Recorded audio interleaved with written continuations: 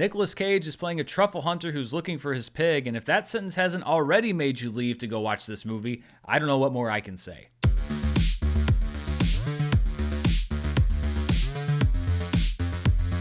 Hello everybody, I'm Dan Murrell, and this is my review of Pig, which opened in limited release last weekend. It's still at a lot of theaters around the country. Hopefully we'll be expanding soon, or you may be able to watch it streaming or on demand. And I hope that you are, because this is one of the most unique films of 2021 and reminds us all just how talented Nicolas Cage is as an actor. Pig is from first-time feature director Michael Sarnowski. It's from a script by Sarnowski and Vanessa Block, and it stars Nicolas Cage as Rob, a reclusive truffle hunter in the Oregon woods whose only company is his faithful truffle hunting pig. The only person he sees with any regularity is Amir, a young restaurant supply salesman who buys and sells his truffles in the Portland, Oregon restaurant market. When his pig is stolen, Rob enlists Amir to help him get it back as he leaves the wilderness for the city. There are other revelations about Rob and who he is that can be found more easily, not just from spoiler reviews of the movie, but from marketing materials, etc. But if you're interested in seeing this movie, I really would encourage you not to seek out any more information than I've already given you, which is literally just the basic setup of the plot, because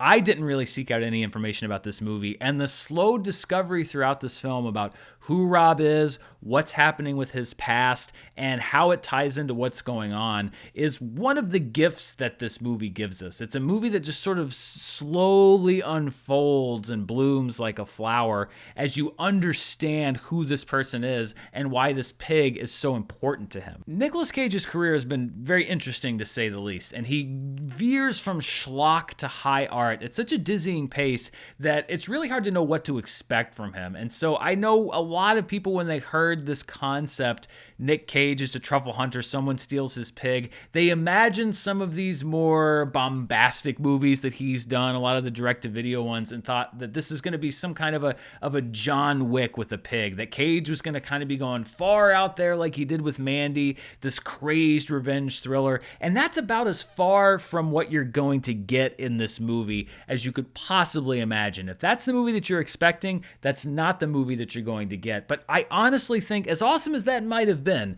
I honestly think that what we get with Pig is so much better, because this is a very slow, a very deliberate, but a very nuanced character study, not just of Rob, but also of Amir, who's played by Alex Wolff. This is, for me, Nicolas Cage's best performance in quite some time. What Nick Cage did in Mandy was really impressive, but it was kind of its own crazy thing. This is much more rooted in reality, much more grounded. And it's a reminder that he's capable of more than the histrionics that he's best known for, because this character of Rob is wound very tight. He's haunted. He's withdrawn. And Cage communicates these qualities beautifully through his speech, through his physicality. This performance reminded me a lot of one of my favorite performances from a few years ago, Joaquin Phoenix, in Lynn Ramsey's film, You Were Never Really Here. And he was able to tell you so much about his character just from the way he walked, the way that he talked. Not necessarily the words that he was saying, although the script is very strong in this movie,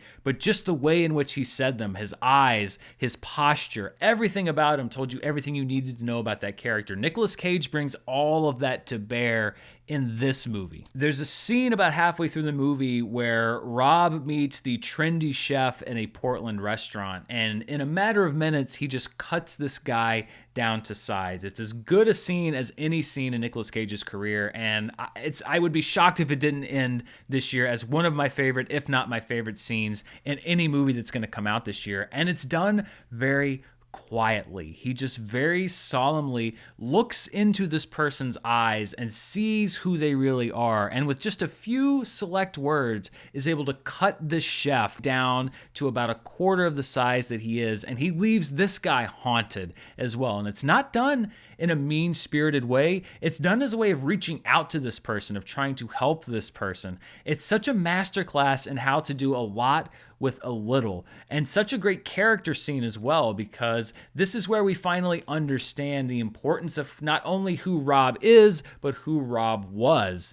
and it works well. The whole movie kind of hinges around this scene. It's a good reminder that Nicolas Cage is a preternaturally gifted actor. Now, he's drawn to money roles and risky parts, and I think that that's made him a punchline, perhaps unfairly. I think maybe very unfairly. But it's also because he likes to take risks. He takes risks with the project that he chooses. This was definitely a risky project, but the risk pays off big time. This is also a bit of a two-hander. Nicolas Cage is great, but so is Alex Wolff as Amir, who is an unlikely partner because really Rob is his lifeline. These truffles that Rob provides him are the best in the city, and he is somebody who's living under the shadow of his father, who's also in the restaurant business. And Alex Wolff brings this bravado to his character, but it's such an obviously false bravado, and it's as fragile as his relationship with his father. We see it crumble several times during the movie. And again, this is a hard thing to balance, this toughness with this vulnerability,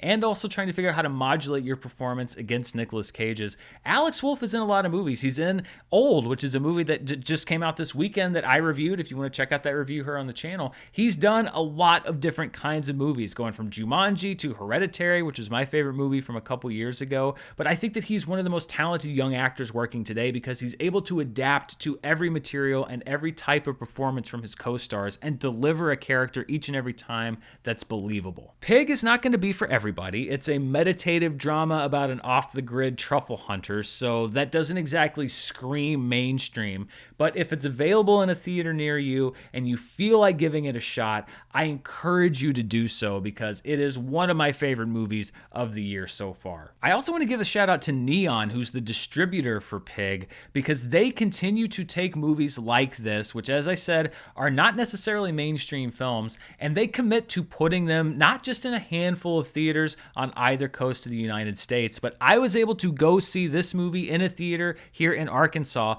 because Neon commits to putting movies like Pig in theaters nationwide. It's more expensive to do so, but I like that they make these movies accessible to more than just a group of people in the major metropolitan areas. And this isn't the first time. Neon has been the distributor behind so many of my favorite movies of the last few years, including Parasite, Palm Springs, Ingrid Goes West, I, Tonya, Portrait of a Lady on Fire, Revenge, so many more. I love that this is a distributor that is committed to buying films that are risky films and then getting those films in front of people, even if it's a market that doesn't necessarily, quote unquote, have the art house circuit. There are film fans across the country that should be able to see these films, and I hope that because of this aggressive strategy from Neon, that you are one of those people that's able to find Pig and go see it. So those are my thoughts on Pig. It is an absolute recommendation for me if you're able to see it. If it's not in a theater near you and it's available on streaming, these windows are shortening more and more, so you're probably going to be able to watch it at home very soon. Thank you so much for watching this review here on my channel. As I mentioned, I reviewed not only Old, but also Snake Eyes, G.I. Joe Origins, the two big blockbuster movies that opened